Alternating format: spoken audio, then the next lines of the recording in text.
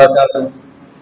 إن الحمد لله نحمده ونستعينه ونستغفره ونعوذ بالله من شرور أنفسنا ومن سيئات أعمالنا. من يهده الله فلا مضل له ومن يضلل فلا هادي له. وأشهد أن لا إله إلا الله وحده لا شريك له وأشهد أن محمدا عبده ورسوله صلى الله عليه وعلى آله وأصحابه وسلم تسليما كثيرا. أما بعد فإن أصدق الحديث كتاب الله وخير الهدي هدي محمد صلى الله عليه وسلم وشر الأمور محدثاتها وكل محدثة بدعة وكل بدعة ضلالة وكل ضلالة في النار. فقد قال الله سبحانه وتعالى: أعوذ بالله من الشيطان الرجيم. بسم الله الرحمن الرحيم. يا أيها الذين آمنوا اتقوا الله حق تقاته ولا تموتن إلا وأنتم مسلمون. يا أيها الناس اتقوا ربكم الذي خلقكم من نفس واحدة وخلق منها زوجها وبث منهما رجالا كثيرا ونساء واتقوا الله الذي تساءلون به والأرحام إن الله كان عليكم رقيبا. يا أيها الذين آمنوا اتقوا الله وقولوا قولا سديدا يصلح لكم أعمالكم ويغفر لكم ذنوبكم ومن يطع الله ورسوله فقد فاز فوزا عظيما. وقال الله عز وجل: أعوذ بالله من الشيطان الرجيم. بسم الله الرحمن الرحيم. قد أفلح المؤمنون الذين هم في صلاتهم خاشعون. সম্মানিত উলামায়ে কেরাম, সমবেত প্রাণপ্রিয় দিন দরদ ইসলাম দরদি ভাই সকল, যাবতীয় প্রশংসা হামদু সানা আল্লাহ সুবহানাহু ওয়া তাআলার নিমিত্ত, আলহামদুলিল্লাহ। অতঃপর মহানবী জনাবে মুহাম্মদুর রাসূলুল্লাহ সাল্লাল্লাহু আলাইহি ওয়াসাল্লামের উপর সালাত ও সালাম তথা দরুদ নাযিল হোক। আল্লাহুম্মা আমিন। আল্লাহুম্মা সাল্লি আলাইহি, আল্লাহুম্মা বারিক আলাইহি, আল্লাহুম্মা সাল্লি ওয়া সাল্লিম আলা নবিয়িনা মুহাম্মদ ওয়া আলা আলিহি ওয়া সাহবিহি ওয়া সাল্লাম।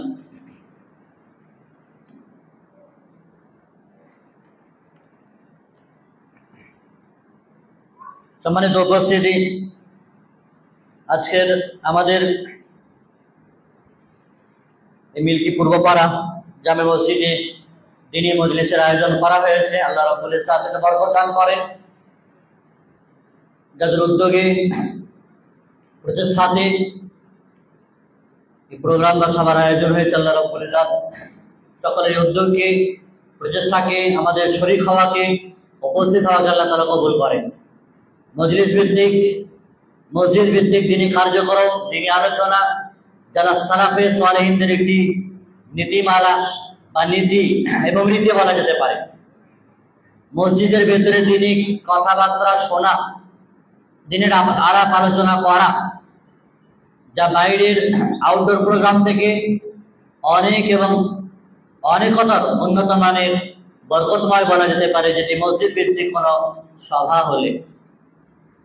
আমরা মূলত কোরআন ও সুন্নাহর আলোকে সালাফে সালেহিনদের মানহাজকে সম্মুখে রেখে মানুষের জীবন চাল চরিত্র পরিবর্তন, পরিশুদ্ধকরণ, সংশোধনের উদ্দেশ্যে এবং নিজেদের দায়িত্ব, জিম্মেদারি, আমানত রক্ষার্থে খুদ নিজে এবং পরিবার, পরিজন, আত্মীয় স্বজন, পাড়া প্রতিবেশী, এলাকাবাসী, জেলাবাসী সকলেই আল্লাহ রাব্বুল ইজ্জতের পক্ষ থেকে দায়িত্ব, জিম্মেদারি পালন করে নিজেরা জাহান্নাম থেকে বেঁচে জান্নাত যাওয়ার লক্ষ্য এবং উদ্দেশ্য নিয়ে আমাদের অগ্রগতি, আমাদের এই শুভযাত্রা। আমি যে বিষয়কে সম্মুখে রেখে আলোচনা করতে চলেছি সেটি মূলত সালাতকে কেন্দ্র করে, নামাজকে কেন্দ্র করে। সালাতের একাধিক গুরুত্ব আছে। সালাত কোন ধরনের ইবাদত তা অধিকাংশ মানুষ হয়তো অনুভব করতেই পারেনি। সালাতের ভিতরে একাধিক ভুল ত্রুটি, ভুল ভ্রান্তি হয়ে থাকে, সেগুলোরও নিঃসন্দেহী করা, সেগুলো সম্পর্কে সতর্ক হওয়া। যারা আমরা নামাজ আদায় করছি, সালাত আদায় করছি, তাদের জন্য যেমন জরুরি, আর যারা সালাত থেকে দূরে সরে থাকে তাদের জন্য জানা জরুরি বিষয় যে সালাত কতটা গুরুত্বপূর্ণ জিনিস। এই জন্য আমি আল্লাহ রাব্বুল ইজ্জতের এই গ্রন্থ থেকে একটা আয়াত পেশ করেছি, قد أفلح المؤمنون الذين هم في صلاتهم خاشعون। আল্লাহ রাব্বুল ইজ্জত তিনি বলেছেন যে মুমিনরা সফল কাম যারা তাদের নামাজে খুশু খুজু ইখতিয়ার করে, ধীর স্থিরতার সহিত নামাজ আদায় করে, তাড়াহুড়ো করে না, খামখেয়ালি মতো নামাজ আদায় করে না, যেমন তেমন করে, না আছে কাপড় চোপড়ে ঠিক, না আছে জায়গা ঠিক, না আছে দাঁড়ানোর কোনো ধরন খরণ ঠিক ঠিকানা, যাচ্ছে তাই ভাবে, যেমন তেমন ভাবে কোন রকমে ওযু করে আর নামাজে দাঁড়িয়ে যায়, নামাজে দৃষ্টিতা থাকে না, নামাজে দাঁড়ানোর পরে বিভিন্ন রকমের চুলকানি, জামা কাপড় খোলা গোছানো, টুপি পকেটে আছে দেওয়া, হাত গোটানো, পা গোটানো, আরো কিছু যত রকমের কাজকর্ম আছে তারা সেগুলো নামাজে সারে।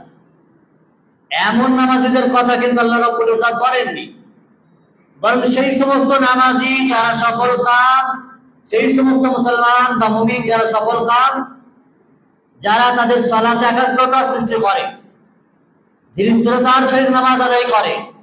তাহলে এই আয়াতের উল্টো যদি মফহুমে মুখালিফা নিই আমরা, তাহলে যারা নামাজে ধীর স্থিরতা অবলম্বন করে না, একাগ্রতা নেই, খুশু খুজু নেই, শান্তি স্বস্তির সাথে নামাজ আদায় করে না, বিনয় নম্রতা নেই, তাহলে তারা সফল কাম নয়, তারা সাকসেসফুল নয়। এই আয়াতের উল্টো অর্থে নামাজ পড়লেই যে নামাজ কবুল হবে, যেমন তেমন করে পড়লেই হবে এমনটা কিন্তু না। আল্লাহ রাব্বুল ইজ্জত নামাজীদের ক্ষেত্রেও বলেছেন জাহান্নামী হবে, নামাজীদের ক্ষেত্রেও বলেছেন অনেক নামাজি জাহান্নামী হবে।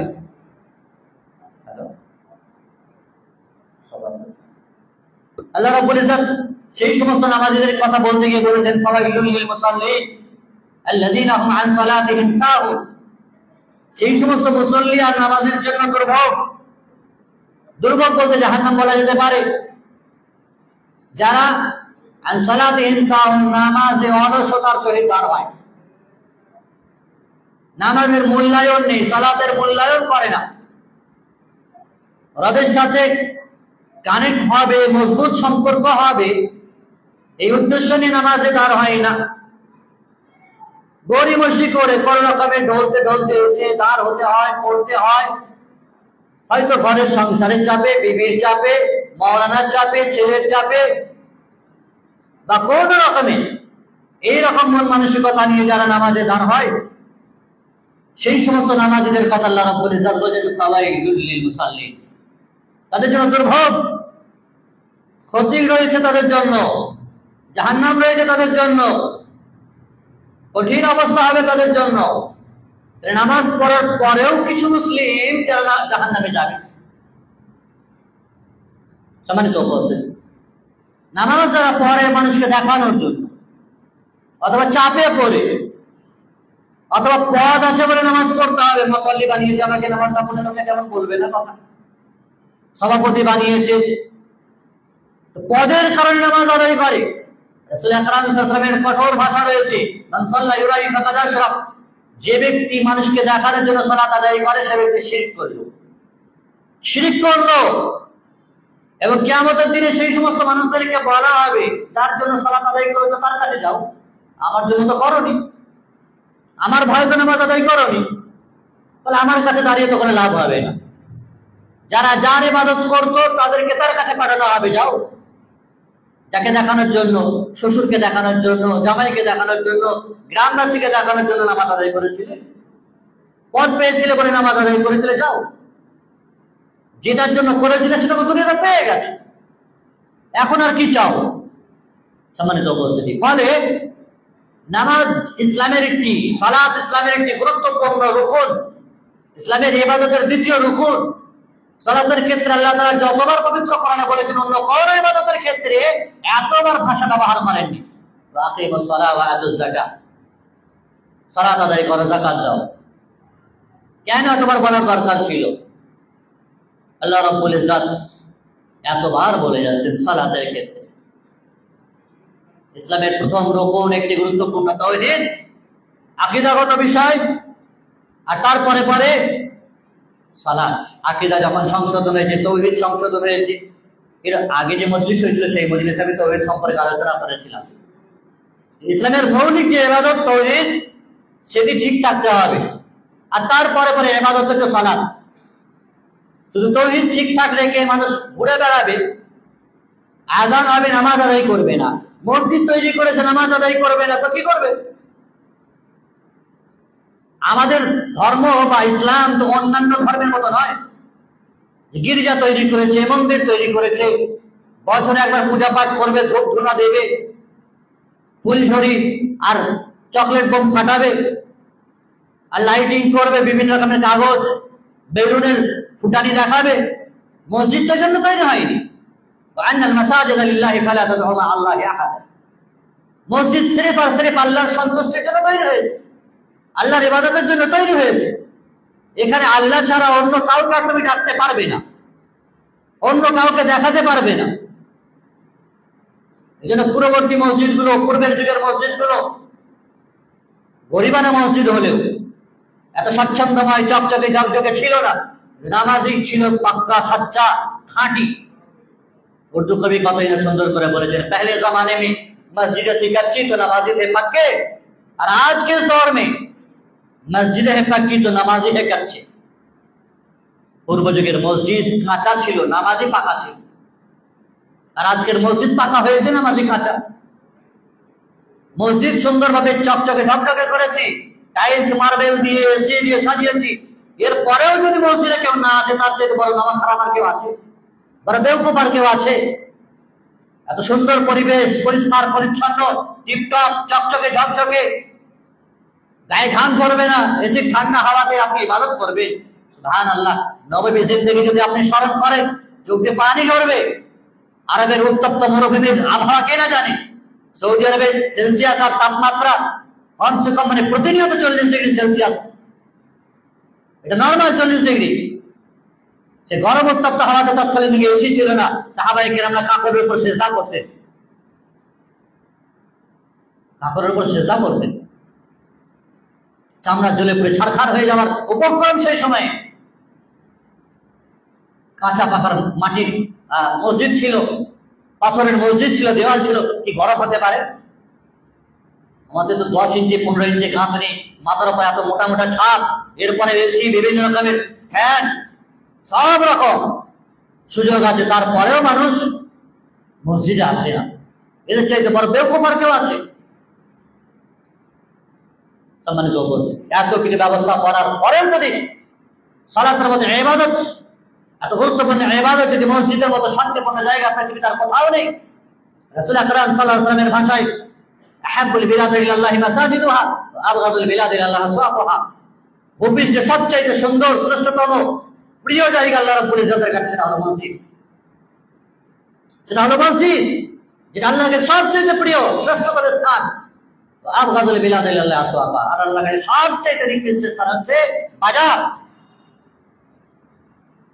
যে বাজারে অহরহ সময় কাটাই আমরা, চায়ে চপে ডুবে থাকি আমরা, লটারি 2 নম্বরে সুদে, ইন্স্যুরেন্সে ডুবে থাকি আমরা। প্রতিনিয়ত বাজারে মানুষ এই করছে। কোথায় 2 নম্বরে কাউকে টুপি পরানো, কিভাবে অসৎ পন্থায় উপার্জন করা যেতে পারে, কাউকে কিভাবে চিমটি কাটা যেতে পারে, কারো পায়ে পা দিয়ে কি করে ঝগড়া করা যেতে পারে, কাউকে কিভাবে সমাজে একেবারে টিপে মারা যেতে পারে, এইরকম শয়তানি পন্থা আর শয়তানি কাজকর্ম মাথায় ঘুরছে। এই কাজ তো কয়বার এক শ্রেণীর মানুষের আছে। মসজিদ আসবে তবে তো সে শুধরাবে, পরিবর্তন হবে, আল্লাহ তাকে তৌফিক দেবে, তার বদ খেয়ালি গুলো তারা দূর করবে। মসজিদে লটারির দোকানে বসে থাকলে আল্লাহ তাআলা তার এই বদ খেয়ালি আর ভাইরাস গুলো দূর করবে? সুদের সাথে, লোনের সাথে, বন্ধন লোনের সাথে মানুষ জড়িত হয়ে গেছে, মা বোনেরা কাউকে ছাড়েনি। বাড়ি থেকে বের করা শয়তানি একটা চক্রান্ত, বন্ধন লোন, মহিলাদেরকে শরীকানা করে দিয়েছে, গোষ্ঠী লোন করে দিয়েছে। দেখেন কি এতবার এত জিনিসে মানুষকে শয়তান হাসিয়ে রেখে দিয়েছে। তা আপনি মসজিদ আসবেন তবে তো আল্লাহ আপনাকে বাঁচাবেন শয়তানি কর্মকাণ্ড থেকে, রক্ষা করবেন আপনাকে। যেটা সবচেয়ে প্রিয় আল্লাহ রাব্বুল ইজ্জতের কাছে মসজিদ, সেই প্রিয় স্থানটা ছেড়ে অপ্রিয় স্থান, নিকৃষ্টতম স্থান, নোংরা, ময়লা, আবর্জনা যুক্ত স্থানকে আমরা বেছে নিয়েছি। সেটাই ভালো লাগে। মানুষের একটা নোংরা স্বভাব জাত, এটা হলো যাকে যেদিকে যত নিষেধ করবেন সেদিকে ততই যায়। মানুষ সুন্দর জিনিসটা গ্রহণ করতে অনেক সময় লাগায়, মন্দ জিনিসটাকে বেশি আকর্ষণ করে, বেশি গ্রহণ করে। আমাদের বাঙালি সমাজের মানুষের রীতি, যদি আপনাকে একটা প্লেটে চপ, বেগুনি, সিঙ্গারা, যত রকমের গ্যাস হওয়ার উপাদানগুলো রাখা হয়, আর একটা প্লেটে যদি আপনার জন্য ফল ফ্রুট রাখা হয়, আপেল, বেদানা, লেবু, কলা, বিভিন্ন রকমের যাতে প্রোটিন আছে, তো মানুষ ফল ফ্রুট গুলো ছেড়ে যাবে, বেগুনিতে হাত দেবে, চপে হাত দেবে, সিঙ্গারাতে হাত দেবে। লবণ, ঝাল এগুলো খেতে বেশি ভালোবাসে, টক ঝাল হতে হবে, প্রোটিন জাতীয় জিনিসগুলো খাবে না, ওগুলো হয়তো পরে খাবে। সম্মানিত উপস্থিত, আল্লাহ রাব্বুল ইজ্জত তার সবচেয়ে প্রিয়তম জায়গায় প্রিয় মানুষদেরকে যেন আসার তৌফিক দান করেন। যারা মসজিদ আসতে পারে না তারা আল্লাহর কাছে প্রিয় হতে পারে। মসজিদ যার কপালে জোটে না, তার কপালে তো দুর্গাপূজার প্যান্ডেল জুটবে, মণ্ডপ জুটবে, আর মুসলিমদের বিভিন্ন রকমের ওই ধোঁয়া বিভিন্ন রকমের অনুষ্ঠানের খাবার জুটবে। প্রিয় ভাই আমার, আল্লাহ রাব্বুল ইজ্জত পৃথিবীর সর্বশ্রেষ্ঠ স্থানে আসার যাকে তৌফিক দেয়নি, সেই নোংরা জাতীয় সকল প্রকারের স্থানে সে যেতে দ্বিধাবোধ করবে না, সে ভ্রুকুঞ্চিত হবে না, গায়ে লাগবে না তার। কারণ শয়তান লাউযায়্যিনান্না লাহুম ফিল আরদ, শয়তান দুনিয়ার অসংখ্য জিনিসকে মানুষের কাছে সুন্দর করে, আকর্ষণীয়, রোমাঞ্চকর করে মানুষের কাছে উপস্থাপন করেছে। লাইটিং, বিভিন্ন রকমের নানান খাবার দ্রব্য, অমুসলিমদের তৈরিকৃত রসম রেওয়াজ, কুসংস্কার, অনিসলামিক রীতিনীতি মানুষের মনে এমন ভাবে অ্যাট্রাকশন করেছে, আকর্ষণ করেছে, যে মানুষ না বললেও মানুষ দলে দলে ওই দিকেই বলছে। আর খাঁটি কোরআন সুন্নাহর আলোচনা, খাঁটি ইসলামের রসদ আর রস, জান্নাত যাওয়ার উপকরণ, উপাদান যেখানে পাবেন আপনি, গুনাহগুলো মাফ হবে, পাপগুলো ধুয়ে মুছে সাফ হয়ে যাবে, জান্নাত যাওয়ার জন্য রাস্তা সহজ হবে, সেই রাস্তাগুলো ইখতিয়ার থেকে মানুষ দূরে সরে থাকে। রাসূল আকরাম সাল্লাল্লাহু আলাইহি ওয়াসাল্লাম উদাহরণ দিয়েছেন, লাউ আন্না নাহরান বিবাবি আহাদিকুম ইয়াগতাসিলু কুল্লা ইয়াওমিন 5 মাররাত, যদি তোমাদের কারোর বাড়ির দরজা দিয়ে নহর গেছে, নহর যায়, নদী যায়, অথবা পুকুর আছে, আর সেই নহরে, নদীতে যদি কোনো মানুষ 5 বার গোসল করে, কুল্লা ইয়াওমিন 5 মাররাত হাল ইয়াবকা মিন কারনিহি শাই, 5 বার যদি কেউ একটা নহরে গোসল করে, তার শরীরে কোনো ময়লা থাকবে, আবর্জনা থাকবে? থাকতে পারে না। আমরা 5 বার যদি হাত পা ধুয়ে, মুখ ধুয়ে, পানি দিয়ে যতবার হাত পা গুলো ধোবো, ততবার যা কিছু নোংরা আবর্জনা থাকবে, ধুলো বালি থাকবে, সেগুলো পরিষ্কার পরিচ্ছন্ন হয়ে যায়। রাসূল ইসলাম উদাহরণ দিচ্ছেন, 5 বার যদি বাড়ির সামনে যে কোনো নহর গেছে, সেখানে যদি 5 বার কেউ গোসল করে দিনে, কোনো নোংরা অবশিষ্ট থাকতে পারে? সাহাবায়ে কেরামরা বলছেন না, না, কোনো থাকবে না। রাসূল ইসলাম বলেন, ফাযালিকা মিথলু সালাওয়াতুল খামস আল্লাতী ইয়ামহুল্লাহু বিহিন্নাল খাতায়া, এটাই হলো 5 ওয়াক্ত নামাজের উদাহরণ। কোন মানুষ যদি 5 ওয়াক্ত নামাজ কন্টিনিউ করে, তার জীবনে গুনাহ থাকতে পারে না, পাপ থাকতে পারে না, কোন রকমের ত্রুটি বুচ্ছিতি যা থাকবে আল্লাহ রাব্বুল ইজ্জত মাফ করে দেবেন 5 ওয়াক্ত নামাজের সাথে সাথে। যদি কোনো বান্দা ওযু করে, রাসূলুল্লাহ সাল্লাল্লাহু আলাইহি ওয়াসাল্লাম বলেছেন, ওযু করলে কোনো ব্যক্তি পূর্ণাঙ্গভাবে যদি ওযু করে, তাহলে সে ওযুর সাথে সাথে তার গুনাহগুলো ঝরে যায়। ওযুর সাথে সাথে গুনাহ এবং পাপ রাশিগুলো ঝরে যায়, ছোট ছোট গুনাহগুলো আল্লাহ তাআলা ক্ষমা করে দেন। 5 বার ওযু করছেন, 5 বার নামাজ পড়ছেন, গুনাহ খাতা থাকবে, আল্লাহ মাফ করে দেবে। এত কিছু সুযোগ আর অফার পাওয়ার পরেও যে অধম মসজিদে আসতে পারে না, কোথায় গোসল করবে? কোন গোসলের পানি তোর শরীর পরিষ্কার হবে আর ওর পাপ ধুয়ে মুছে সাফ হবে? গঙ্গার জলে না মহানন্দার জলে?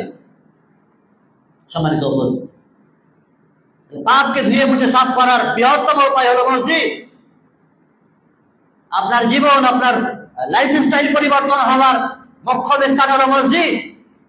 সাহাবায়ে কেরামরা সালাফরা মসজিদকে আঁকড়ে ধরে থাকতেন, মসজিদ ছাড়তেন না। রাসূলুল্লাহ সাল্লাল্লাহু আলাইহি ওয়াসাল্লাম সালাতের পরে সাহাবায়ে কেরামদেরকে যে নসিহত করতেন, নামাজের পরে মুখ ফিরিয়ে বসতেন। ইরবাদ ইবনে সারিয়া রাদিয়াল্লাহু তাআলা আনহু বর্ণনা করছেন যে নবী আকরাম সাল্লাল্লাহু আলাইহি ওয়াসাল্লাম একদিন নামাজের পরে আমাদের দিকে মুখ করে বসলেন। ফাওয়া'আদানা মাও'আদাতান বালিগা বারাকাত মিনহা আল-উয়ুন ওয়া আজিলাত মিনহা আল-কুলুব, আমাদের দিকে ঘুরে বসার পরে ওয়াজ নসিহত করতে থাকলেন, আমাদেরকে গুরুত্বপূর্ণ নসিহত করতে থাকলেন, যে নসিহতের কারণে আমাদের চোখ দিয়ে আস্তে আস্তে পানি পড়তে লাগলো, অন্তর ভয়ে ভীত সন্ত্রস্ত হয়ে গেল, কম্পন সৃষ্টি হলো অন্তরে। আমরা ভাবলাম যে রাসূল সাল্লাল্লাহু আলাইহি ওয়াসাল্লাম এটাই হচ্ছে শেষ ভাষণ, শেষ কথা, শেষ নসিহত, এরপর আর তিনি বাঁচবেন না। আমরা বললাম, হে রাসূল, আমাদেরকে কিছু নসিহত করেন। রাসূল সাল্লাল্লাহু আলাইহি ওয়াসাল্লাম আমাদেরকে নসিহত করেন, উসিকুম বিতাকওয়াল্লাহি ওয়া সামি ওয়া তাআত, তোমাদেরকে আল্লাহর ভয়ে নসিহত করছে, আল্লাহকে ভয় করো, শাসকের আনুগত্য করো, অনুসরণ করো। সম্মানিত উপস্থিতি, নবী আকরাম সাল্লাল্লাহু আলাইহি ওয়াসাল্লামের ভাষণ মসজিদেই ছিল। মসজিদে আলাপ আলোচনা শুনে সাহাবায়ে কেরামরা ভীত সন্ত্রস্ত হতে, অন্তরে কম্পন সৃষ্টি হতো। মসজিদকে তারা আঁকড়ে ধরে থাকতেন। সাহাবায়ে কেরামরা যে হাদিস লিপিবদ্ধ করতে রাসূল সাল্লাল্লাহু আলাইহি ওয়াসাল্লামের দরবার ছাড়তেন, আবু হুরায়রা রাদিয়াল্লাহু তাআলা আনহু সবচেয়ে বেশি হাদিস বর্ণনা করেছেন। মজলিস ছাড়তেন না, রাসূল সাল্লাল্লাহু আলাইহি ওয়াসাল্লাম দরবার ছাড়তেন না। ছাড়লে কাউকে দিয়ে যেতেন যে তুমি থাকো, আমি ঘুরে আসছি, যেটুকু শুনবে লিখবে সেটা আমি আবার পরে লিখে দেব। কি এমন হয়েছে আমাদের যুগের মানুষের যে পৃথিবীর সব কাজ করতে আমরা পারি? কলকাতার পিজি থেকে শুরু করে ব্যাঙ্গালোর কোন হসপিটাল আমরা ছাড়িনি শরীরে অসুস্থতার জন্য। তাতে ট্রেন পাইনি, ফ্লাইটে, আর কিছুতে শারীরিক রোগের জন্য, সুস্থতার জন্য মানুষ টাইম, সময়, অর্থ সব কিছুকে জলাঞ্জলি দিয়েছে। মাথার ঘাম পায়ে ফেলে যেটুকু অর্থ উপার্জন করে নিজের শরীরের সুস্থতার জন্য সেটুকু দিয়ে আসে। 20, 30, 40, 50 হাজার টাকা ব্যাপার নয়, দিয়ে আসে। শরীর সুস্থ থাকবে কিছুকালের জন্য, ক্ষণস্থায়ী জীবনে। আর তোমার আত্মা সুস্থ থাকবে ইহকাল আর পরকালে। তার জন্য কি করেছে? তোমাকে ব্যাঙ্গালোর যেতে হয়নি, তোমাকে লন্ডন যেতে হয়নি, টাকা পয়সা হলে হজ করতে যেতে হবে মক্কাতে, মদিনাতে, সেটা ভিন্ন বিষয়। টাকা পয়সা নেই তো গরিবদের জন্য আল্লাহ রাব্বুল ইজ্জত এখানে বসেও হজের সময় নাকি বিভিন্ন ব্যবস্থা করে দিয়েছে। এখানে বসেই জান্নাতের রাস্তা আল্লাহ তাআলা আপনার জন্য বার করে দিয়েছে। প্রিয় ভাই আমার, আধ্যাত্মিক সুস্থতার জন্য, আত্মার সুস্থতার জন্য, ঈমান চাঙ্গা করার জন্য আমাদের কি ব্যবস্থাপনা নিয়েছে? সম্মানিত উপস্থিতি, নামাজ, সালাত যে গুরুত্বপূর্ণ বিষয়, ইসলামের দ্বিতীয় বিষয়, যেটি কাফের, মুশরিক আর মুসলমানের মাঝে পার্থক্যকারী বিষয়। বাইনাল কুফরি ওয়াশ শিরকি ওয়া বাইনাল আবদি তারকুস সালাহ। নামাজ যে ব্যক্তি ছেড়ে দেয় সে মুসলমান থাকে না। কারণ তারা কাহমুদ আমিরান ফাকাদ কাফার, জেনে বুঝে যদি নামাজ কেউ ছেড়ে দেয় সে ব্যক্তি নিঃসন্দেহে কাফের হয়ে যায়। পরিপূর্ণ নামাজে যারা অস্বীকার করে নামাজ কোনো জিনিস নেই, নিঃসন্দেহে সে কাফের, এতে কোনো সন্দেহ নেই। কিন্তু বর্তমান প্রেক্ষাপটের মুসলিমদের, মুসলমানদের সমস্যা হচ্ছে যে পরিপূর্ণ অস্বীকার করে না, গরিব বসি, অলসতা, টাইম পাচ্ছি না, বিভিন্ন রকমের ওজোর আপত্তি, সময় হচ্ছে না, ব্যবসা বাণিজ্য আছে, চাষবাস আছে, চাকরি বাকরি আছে, দোকান আছে, সময়ে সালাত আদায় করতে পারি না, বিভিন্ন ওজোর আপত্তি বাহানা দিয়ে কন্টিনিউ নামাজ ছেড়ে বসে আছে। এই অলসতার গরিমসির কারণে যদি এটি কন্টিনিউ হয়ে থাকে তাহলে সেও কি মুসলিম থাকতে পারে? তখন না, কিন্তু পড়ছে, এক দু ওয়াক্ত এদিক ওদিক হচ্ছে। এই অলসতা গরিমসি ভিন্ন বিষয়। আর অলসতা গরিমসি করে একেবারে নামাজ আদায় করে, তাদের হুকুম আবার ভিন্ন। সম্মানিত উপস্থিতি, সালাত, যে সালাত প্রতিষ্ঠার জন্য রাসূল আকরাম সাল্লাল্লাহু আলাইহি ওয়াসাল্লাম মক্কাতে নবী হওয়ার পূর্বেও কিছু সময় সালাত আদায় করতে হয়েছে, তখন কিন্তু সালাত ফরজ হয়নি। নবী হওয়ার পরে 13 বছর লুকিয়ে চুরে সালাত আদায় করেছেন, তখন সালাত ফরজ হয়নি। মদিনাতে আসার পর সালাত ফরজ হয়েছে। সালাত মদিনাতে আসার পর ফরজ হয়েছে। প্রকাশ্যে সালাত আদায় করলে দুশমন, শত্রু, বিভিন্ন প্রকারের অত্যাচার আর যন্ত্রণা সহ্য করতে হয়েছে। তারপরেও তারা সালাত ছাড়েননি, নামাজ ছাড়েননি। ওমর ফারুক রাদিয়াল্লাহু তাআলা আনহুকে তো নামাজের অবস্থায় হত্যা করা হলো, খঞ্জর মারা হলো পিছন দিক থেকে, রক্তাক্ত হয়ে গেলেন। সালাত আদায় করেছে। তারপরেও রাসূল আকরাম সাল্লাল্লাহু আলাইহি ওয়াসাল্লাম অসুস্থ অবস্থাতেও বাড়ি থেকে বেরিয়ে মসজিদে নববীতে সালাত আদায় করছেন। এই কথা ভিন্ন, যে আবু বকর রাদিয়াল্লাহু তাআলাকে ইমামতের দায়িত্ব দিচ্ছেন। পৃথিবীর সব কাজের জন্য বাহানা আপনি দিতে পারেন, সালাতের কোনো বাহানা দেওয়া যায় না। সাল্লি কাইমান, দাঁড় হয়ে নামাজ আদায় করতে হবে। শরীর সুস্থ আছে, সতেজ আছে, হাঁটা করতে আছেন, দাঁড় হয়ে খাড়া হয়ে আপনাকে নামাজ আদায় করতে হবে। যে দাঁড় হওয়ার ক্ষমতা না থাকে, হাঁটুতে ব্যথা আর কিছুতে ব্যথা, তো বসে নামাজ আদায় করতে হবে, তারপরে ছাড় দিই। ফাইলাম তুসাল্লি কাইমান, যদি নামাজ দাঁড়িয়ে পড়তে না পারো তো বসে নামাজ আদায় করতে হবে। যদি বসারও ক্ষমতা না থাকে, বসে পড়ারও ক্ষমতা না থাকে, তাহলে তাকে শুয়ে নামাজ আদায় করতে হবে। মাফ নেই, ক্ষমা নেই, নামাজে কোনো ছাড় নেই। বাইরে হওয়ার পর থেকে তার যতক্ষণ না মৃত্যু আসছে ততক্ষণ পর্যন্ত তাকে ইবাদত করতেই হবে, সালাত আদায় করতেই হবে, দাঁড়িয়ে না হয় বসে না হয় শুয়ে। মাফ নেই। মসজিদে আসার চেষ্টা করতে হবে। একেবারে নিরুপায় ভিন্ন কথা। আব্দুল্লাহ ইবনে উম্মে মাকতুম অন্ধ ব্যক্তি রাসূলুল্লাহ সাল্লাল্লাহু আলাইহি ওয়াসাল্লামের কাছে এলেন, একটু অনুমতি চাইলেন যাতে করে বাড়িতে নামাজ পড়তে পারি। রাসূলুল্লাহ সাল্লাল্লাহু আলাইহি ওয়াসাল্লাম তাকে শুরুতে অনুমতি দিয়ে দিলেন। পরে আবার ডেকে বলছেন, তুমি কি আযান শুনতে পাও? আব্দুল্লাহ ইবনে উম্মে মাকতুম অন্ধ, বলেন হ্যাঁ আযান তো শুনতে পাই আমি। রাসূলুল্লাহ সাল্লাল্লাহু আলাইহি ওয়াসাল্লাম বলেন, আযান যদি শুনতে পাও তাহলে মসজিদে এসে নামাজ আদায় করতে হবে। লেকিন অন্ধ ব্যক্তির জন্য মসজিদ ছাড় নেই, বাড়িতে সুযোগ নেই, মসজিদে আসতে হবে অন্ধ ব্যক্তি। তাহলে অন্যান্য যারা চোখ আছে, যাদের শরীর হাঁটা গোটা সব কিছু শুনতে পায়, তাদের জন্য তো মসজিদ আছে ওয়াজিব। আমরা সৌদি আরবের জীবনে দেখেছি, হুইল চেয়ারে করে লোক ভাড়া করে রাখা থাকতে, স্পেশাল একটা লোক ভাড়া করে রাখা আছে, তার ১,৫০০ রিয়াল মাইন। রিয়াদের মসজিদে এরকম ২-৩টে মানুষকে দেখেছি, হুইল চেয়ারে করে নিয়ে ৫ ওয়াক্ত নিয়ে আসবে মানুষটাকে মসজিদে, সে মসজিদেই নামাজ আদায় করবে। লোকটার মাইনে যাকে রেখেছে ১,৫০০ রিয়াল। সে তো মনে করলে বাড়িতে নামাজ আদায় করতে পারতো, যে ওজোর আছে, আপত্তি, এটা গ্রহণযোগ্য, চলতে পারে না। কিন্তু না, অর্থ খরচ করে লোক রেখে সে মসজিদে আসে। সম্মানিত উপস্থিতি, সালাত বৃহত্তম ইবাদত, যেটি কাফের, মুশরিক আর মুসলমানের মাঝে পার্থক্যকারী। মসজিদের দায়িত্ব নিয়ে বসে আছে, মাদ্রাসার দায়িত্ব নিয়ে বসে আছে, অথচ সালাতের ধারে কাছে ঘাসে না। কোন সে মুসলিমেরা? কোন মুসলিমেরা? বাহুবল, ক্ষমতা, রাজনীতির ক্ষমতা, টাকা পয়সা অর্থের ক্ষমতা দিয়ে মসজিদের এই দায়িত্ব ধরে রেখেছে। রবের কাছে জান্নাত যাওয়া যাবে এইভাবে?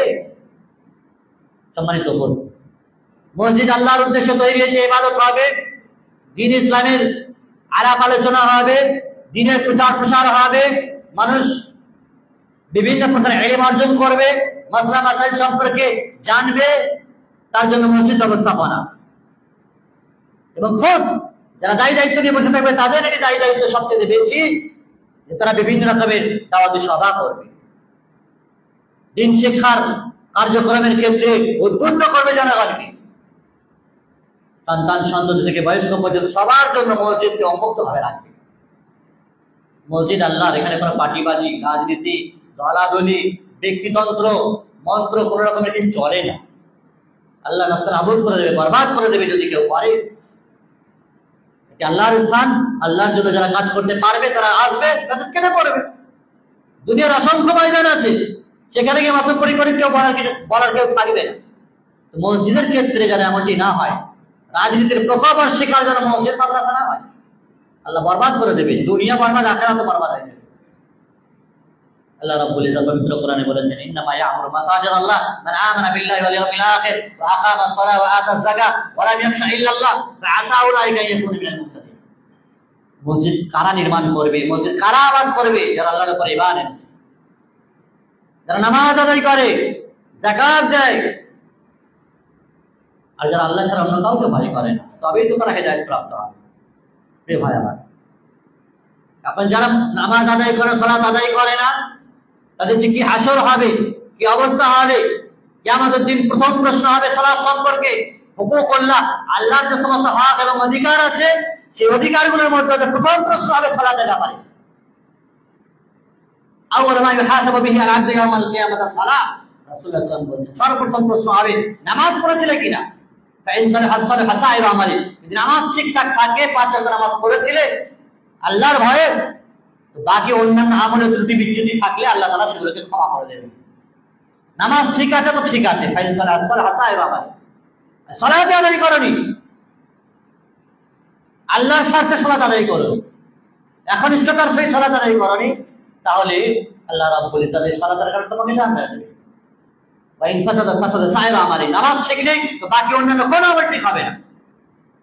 আর বান্দার অধিকারগুলোর মধ্যে হচ্ছে সর্বপ্রথম খুন তথা হত্যা সম্পর্কে প্রশ্ন করা হয় হুকুকুল ইবাদের মধ্যে। আল্লাহর অধিকারের মধ্যে সর্বপ্রথম সালাত সম্পর্কে আল্লাহ প্রশ্ন করবে, কৈফিয়ত করা হবে। দুনিয়া আর কিছু করেছে আর কিছু করেছে কিন্তু নামাজ আদায় করেছে কিনা, এটা হচ্ছে গুরুত্বপূর্ণ বিষয়। এই প্রশ্নের উত্তর সেদিন আমরা কি করে দেব? যারা মসজিদ করেছি, মুসলিম বলি, আহলে হাদিস বলি, 5 ওয়াক্ত আযান হয় যে মসজিদে, নামাজ হয় যে মসজিদে, ইমাম সাহেব নামাজ পড়বেন আর মুয়াজ্জিন সাহেব পড়বে। গ্রামে মসজিদ আছে, আযান হয়, নামাজ হয়, আর সেই মসজিদে আমি যাই না, সেই আযান আমি শুনি না, আমার হাসর কি হতে পারে? কাদের সাথে আপনি ওযু করবেন কিয়ামতের দিনে? ওয়া ইউতিল্লাহু ওয়া রাসূলাহু ফাউলাইকা মা আল্লাযীনা আনআমা আল্লাহু আলাইহিম মিনান নাবিয়্যিনা ওয়াস-সিদ্দীকিনা ওয়াশ-শুহাদা ওয়াস-সালিহিন হাসানা উলাইকা রাফিকা। যারা আল্লাহ এবং তার রাসূলের অনুসরণ করে তাদেরকে আল্লাহ ইনাম দেবেন, পুরস্কৃত করবেন। কাদের মতো? মা আল্লাযীনা আনআমা আল্লাহু আলাইহিম, যাদেরকে আল্লাহ পুরস্কৃত করেছেন, নবী, সিদ্দিক, শুহাদা, শহীদ, সালেহিন, নেককার, তাদের সাথে তাদের মতো পুরস্কৃত আপনাকে করবেন। সম্মানিত বন্ধু, এই ছিল বাইরের মানুষের যারা নামাজ আদায় করে না, তাদের কান করে শুনে রাখা উচিত। নামাজ ছাড়া আপনি মুসলিম হতেই পারেন না। টুপি, পাঞ্জাবি আর দাড়ি রাখেন না কেন? আর ঈদ আর বকরিদের নামাজ পড়েন না কেন? আর জানাজার নামাজ পড়েন না কেন? আর মিলাদ মাহফিল, জলসা জুলুসে বড় আলখাল্লা জুব্বা পরে তাসবিহ তাহলিল করে বিরিয়ানি আপনি খাবেন না কেন? আল্লাহর রেজিস্টারে আপনি মুসলিম না। মিল্কিবাসীদের কাছে মুসলিম হতে পারেন, আল্লাহর রেজিস্টারে আপনি মুসলিম না হলে দুনিয়া আখিরাত উভয় জগতেই তো আপনি লাঞ্ছিত হবেন, বরবাদ হবেন। যত বড় পাওয়ার ক্ষমতা থাকে না কেন, আল্লাহর রেজিস্টারে যদি মুসলিম না হয় তাহলে আমার কোনো দাম থাকবে না। সম্মানিত উপস্থিতি, এখন আমরা যারা নামাজ পড়ি 5 ওয়াক্ত কন্টিনিউ ভাবে, তাদেরই সংস্কার আমরা করি। ইসলাহ, আমাদের মজলিসগুলোকে ইসলাহি মজলিস বলা হয়, সংশোধনী মজলিস। নিজেদের আত্মসমালোচনা আমরা করি যে আমাদের নামাজগুলো কিভাবে হয়, কিভাবে করি, কি কি ভুল ত্রুটি হয়ে থাকে আমাদের। সেই ত্রুটি বিচ্ছিন্নগুলো খুব সূক্ষ্ম ভাবে আলোচনা করার চেষ্টা করবো ইনশাআল্লাহ। একটি বিষয় হচ্ছে কাসরাতুল হারাকা। নামাজি তারা অনেক নড়ে চড়ে, নামাজে দাঁড়িয়ে হেলাধুলা করে, শরীরকে দোলায়, ঘাড়কে দোলায়, হাত পাকে দোলায়, বিভিন্ন রকমের নড়াচড়া করে। সেই মুসলিমে বর্ণিত রাসূলুল্লাহ সাল্লাল্লাহু আলাইহি ওয়াসাল্লাম বলেন, মালি আরাকুম রাফি আইদিকুম কাআন্নাহা আযনাব খাইলিন শুমশিন উসকুরু ফিস সালাহ। রাসূলুল্লাহ বলেন, তোমাদের কি হয়েছে? আমি দেখতে পাচ্ছি যে নামাজে তোমরা তোমাদের হাতগুলোকে তুলছো, হাতগুলোকে নাড়াচাড়া করছো। তার মানে সালাম ফেরানোর সময় সাহাবায়ে কেরামরা সালাম ফেরানোর সময় আসসালামু আলাইকুম ওয়া রাহমাতুল্লাহ, আসসালামু আলাইকুম ওয়া রাহমাতুল্লাহ এভাবে হাত তুলতেন। রাসূলুল্লাহ সাল্লাল্লাহু আলাইহি ওয়াসাল্লাম এই দৃশ্য দেখার পরে তিনি সাহাবায়ে কেরামদেরকে বলছেন, কি ব্যাপার, এভাবে দেখছি কেন তোমাদেরকে? নামাজে এই হরকত করছো কেন? এই অঙ্গভঙ্গি হচ্ছে কেন তোমাদের? উসকুনু ফিস সালাহ, নামাজে দৃষ্টিটা বজায় রাখো, এইভাবে হাত তুলবে না। নামাজে দৃষ্টিটা বজায় রাখতে হবে, পাশে যিনি আছেন সে যেন কষ্ট না পায়। কেউ কারোর পায়ের উপর পা যেন চেপে না দেয়, শরীরের চাইতে পা বড় ভাগ করেছে এমনটাও যেন না হয়, অথবা ছোট করেছে এমনটাও যেন না হয়, গায়ে গায়ে ঘেঁষা লাগছে এমনটা যেন না হয়। এক নামাজের জন্য আরেক নামাজের কষ্ট হয়, নামাজে দাঁড়ানোর জন্য, রুকু সিজদা করার জন্য এমনটি যেন না হয়। নড়াচড়া করা যাবে না নামাজে, বাড়তি নড়াচড়া এই নয়, যেমন রুকু সিজদা করতে হাত তুলতে, এটা তো করতে হবে। অধিক নড়াচড়া করতেন সাহাবায়ে কেরামদের মধ্যে ছিল, সালাম ফেরানোর সময় হাত এরকম করছিলেন, রাসূলুল্লাহ নিষেধ করলেন। সম্মানিত উপস্থিতি, অনুরূপভাবে আল ইলতিফাত, ইলতিফাত মানে এদিক সেদিকে তাকানো। নামাজীদের একটা খারাপ রোগ আছে, বদ রোগ আছে, নামাজে দাঁড়িয়ে আল্লাহ আকবার বলে নামাজে দাঁড়িয়ে পূর্ব পশ্চিম সব দেখা হয়ে গেল। সামনে কাতারে কে আছে, ডানে কে আছে, বামে কে আছে, সব আর ছোট দেখা হয়ে গেল। তার সাথে বাজারে ঝগড়া, গ্রামে ঝগড়া সব দেখা হয়ে গেল। কে কার পাশে দাঁড়িয়েছে দেখা হয়ে গেল। পরে দেবী সামনে পিছন আগা ঘোরা নামাজে দাঁড়িয়ে ওর চোখের নজরে সবকিছু ওর চলে আসে, ক্যালকুলেশন করে নেন। আল ইলতিফাত, এটিকে বলা হয় চোখ নাড়াচাড়া করা। সহিহ বুখারীতে বর্ণিত, রাসূলুল্লাহ সাল্লাল্লাহু আলাইহি ওয়াসাল্লাম বলছেন, আয়েশা রাদিয়াল্লাহু আনহা বর্ণনা করছেন, সাআলতু রাসূলুল্লাহ সাল্লাল্লাহু আলাইহি ওয়াসাল্লাম ইলতিফাত ফি সালাত, নামাজে এদিক সেদিক তাকানোর বিষয়ে আমি প্রশ্ন করলাম। রাসূলুল্লাহ সাল্লাল্লাহু আলাইহি ওয়াসাল্লাম বলছেন, ওয়া ইখতিলাফু ইয়াখতালিশু শাইতান, এটা শয়তানের একটা মার, শয়তানের একটা চপেটে হাত। শয়তান মানুষের নজরকে এভাবে ঘোরায়। এক জায়গা দিয়ে নজর দিবি, তোর পাশে তাকিয়ে দেখ, বিরিয়ানি এসেছে কি মিষ্টি মিষ্টান্ন আছে তাকিয়ে দেখ, নতুন নতুন ভাই নতুন নতুন জুব্বা পাঞ্জাবি বিভিন্ন রকমের সেন্ট আতর মেরে এসেছে তো দেখ। এটা শয়তানের একটি মার। একটা শয়তান শয়তান নামাজেও নামাজেদেরকে নিয়ে খেলা করে না, করে না। শয়তান নামাজেও তো আসে। এই জন্য কাতারকে খুব সুন্দর ভাবে সারিবদ্ধ করতে বলা হয়েছে। পায়ে পা মিলিয়ে পিছন দিকের গাঁট থেকে পা মিলাতে হবে, সামনে আঙুলে আঙুলে নয়, বরং পিছন দিকের গাঁট থেকে মিলাতে হবে। কাতার সোজা করতে বলা হয়েছে। রাসূলুল্লাহ প্রত্যেক নামাজের শুরুতে বলতেন, ইস্তাউ আকিমু সুফুফাকুম, কাতার সোজা করো, আসুদুল খালাল, খালি জায়গা পূর্ণ করো, ফাইন্না তাসবিয়াতুস সাফি মিন তামামিস সালাত, কারণ কাতার সোজা করার নামই হচ্ছে নামাজের পূর্ণাঙ্গতা। এটা গুরুত্বপূর্ণ বিষয়। অধিকাংশ মসজিদে না ইমাম বলে আর না মুসল্লিদের কোনো ভাবা জায়গা আছে, দাঁড় হলেই হলো। কি হাওড়া বর্ধমান পা কোথায় আছে দেখার দরকার নেই, ডান পা হাওড়ায় বাম পা বর্ধমানে আছে, না আছে কাতার সোজা, না আছে দাঁড়ানোর ঢং। একেবারে সোজা সোজা দাঁড়াও, কাতার সোজা করে দাঁড়াও। যারা নামাজে সোজা হতে পারলো না, পৃথিবীর কোন মহিলাদের সোজা হবে না? হ্যাঁ, আল্লাহর ঘরে যদি সোজা না হতে পারে, ওকে অন্য কোনো ময়দানে সোজা করতে পারবে? পারা যাবে? রাসূলুল্লাহ সাল্লাল্লাহু আলাইহি ওয়াসাল্লাম বলেন, সোজা হও। কাতার সোজা করার নাম হচ্ছে নামাজের পূর্ণাঙ্গতা। এটি শয়তানের এক প্রকারের মার, যেটি শয়তান মানুষকে খেলা করে। শয়তান নামাজে নামাজীদেরকে বলে উযকুর কাযা ওয়া কাযা। এজন্য কোনো জিনিস হারিয়ে গেলে কোনো কেউ বলেছেন, কোনো জিনিস হারিয়ে গেলে নামাজ পড়তে শুরু করো, শয়তান মনে করিয়ে দেবে, শয়তান মনে করিয়ে দেবে। শয়তান নামাজে নামাজীদের মাঝে ফোট জানে, ফোট অন্তরে বলে উযকুর কাযা ওয়া কাযা, স্মরণ করো। আরে সেই কাজটা ফেলে এসছো, বলরাম বাটিতে সিঙ্গুরে আমার কুণ্ডতে বাজার করতে গেছিলে, এই দিকে এসছো, এটা ফেলে এসছো, ওটা ফেলে এসছো, স্মরণ করো। বিভিন্ন জিনিস যা স্মরণে থাকে না, নামাজ আপনাকে স্মরণ করায়, শয়তান স্মরণ করায়। আর শয়তানের সাথে যদি সাবধান তো গেল, আপনার রবের সাথে কানেক্টিং যোগাযোগ বিচ্ছিন্ন হয়ে যাবে আপনার। আর রবকে স্মরণ করতে হয়। যদি শয়তান এরকম ধরনের কোনো কিছু ওয়াসওয়াসা দেয়, তাহলে বলা হয় যে বাঁ দিকে 3 বার থুতু ফেলবে, বাঁ দিকে 3 বার নিজের ঘাড়ের দিকে লক্ষ্য করে হালকা থুক থুক করে থুতু ফেলতে হবে। সম্মানিত উপস্থিতি, অনুরূপভাবে মানুষ আগে পিছে আসমানে জমিনে বিভিন্ন জায়গাতে তাকায়। রাসূলুল্লাহ সাল্লাল্লাহু আলাইহি ওয়াসাল্লাম কঠোরভাবে নিষেধ করেছেন, সতর্কতা অবলম্বন করতে বলেছেন। মা বালু আকওয়ামিন ইয়ারফাউনা আবসারহুম ইলাস সামা, মানুষের কি হয়েছে, জাতির কি হলো যে তারা তাদের চোখগুলো উপর দিকে তাকাচ্ছে? নামাজে দাঁড়িয়েছে তো সাত দেখার কি আছে, আসমানের দিকে তাকাচ্ছে কেন? ইস্তাদা কাউলু ফি যালিকা, কথাটা রাসূলুল্লাহ সাল্লাল্লাহু আলাইহি ওয়াসাল্লাম কঠোরভাবে বলেছেন মানুষের কি হলো যে তারা তাদের চোখগুলো উপরের দিকে তাকাচ্ছে, আসমানের দিকে কেন? হাত্তা ক্বাল লা ইয়ানতাহুনা আন যালিক আও লা তুফতাফান্না আবসারুহুম, যদি মানুষ এই কাজ থেকে বিরত থাকে তো ভালো, নয়তো তাদের দৃষ্টিশক্তিকে কেড়ে নেওয়া হবে।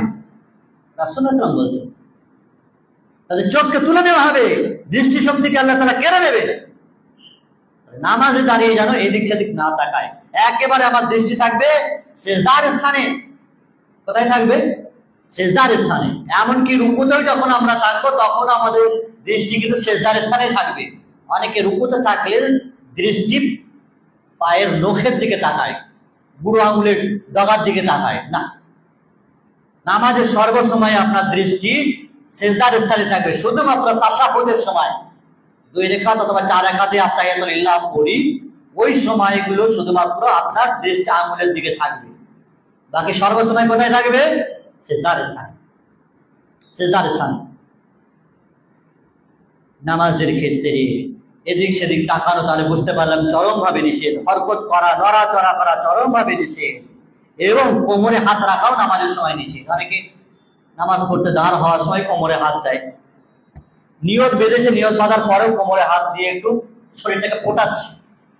অলসতা আছে, একটু মাঠে ঘাটে খেটে এসেছে ব্যবসা বাণিজ্য থেকে, একটু শরীরকে ফোটায়, কোমরে হাত রাখা রাসূলুল্লাহ এটাও নিষেধ করেছেন। সহিহ বুখারীতে বর্ণিত, আনিল খাসরি ফিস সালাহ, নামাজে কোমরে হাত রাখা যাবে না। অনুরূপভাবে আদবুত তামারিনা, ধীর স্থিরতা থাকে না, শান্তি থাকে না, স্বস্তি থাকে না নামাজে, এটা যেন না হয়। যায়েদ বিন ওয়াহাব রাদিয়াল্লাহু তাআলা তিনি বলছেন, হুযায়ফা বিন ইয়ামান রাদিয়াল্লাহু তাআলা একজন ব্যক্তিকে দেখলে লা ইয়াতিমু রুকু আলা সুজুদ, পরিপূর্ণভাবে রুকু সিজদা করছে না, শান্তির সাথে ধীর স্থিরতার সাথে করছে না, রুকুতে কোনো রকম গেছে, কোমরটা ঠিক করে সোজা হয়নি, তাড়াতাড়ি উঠে পড়বে। সিজদাতেও গেছে কোনো রকমে, কপাল ঠেকলো তো নাক ঠেকলো না, নাক ঠেকছে তো কপাল ঠেকছে না, কোন রকম। রাসূলুল্লাহ সাল্লাল্লাহু আলাইহি ওয়াসাল্লাম হুযায়ফা বিন ইয়ামান একজন ব্যক্তিকে দেখলেন, আর তাকে দেখার পর বললেন, মা সাল্লাইতা, তোমার নামাজ হয়নি, নামাজ হয়নি তোমার, ঠিক মতো রুকু নেই, সিজদা নেই, নামাজ হয়নি। ওয়ালা মুত্তা আলা গায়রিল ফিতরা আল্লাতী ফাতরা মুহাম্মাদান আলাইহা, যদিও তুমি এইভাবে মারা যাও না কেন, নামাজ হয়নি তোমার। মুহাম্মদের দিন ছাড়া অন্য দিনের উপরে মারা যাবে তুমি এভাবে সালাত আদায় করলে।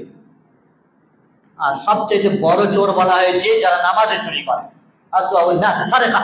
রাসূলুল্লাহ বলেন সবচেয়ে বড় চোর সে যে নামাজে চুরি করে। সাহাবায়ে কেরামরা তো বড় আশ্চর্য হয়ে গেলেন, নামাজেও মানুষ চুরি করে? দুনিয়ার সব ময়দানে তো চোর হয়েই আছে, জমিতে চুরি, দোকানে চুরি, ব্যবসা বাণিজ্যে চুরি, নামাজেও মানুষ চুরি করে।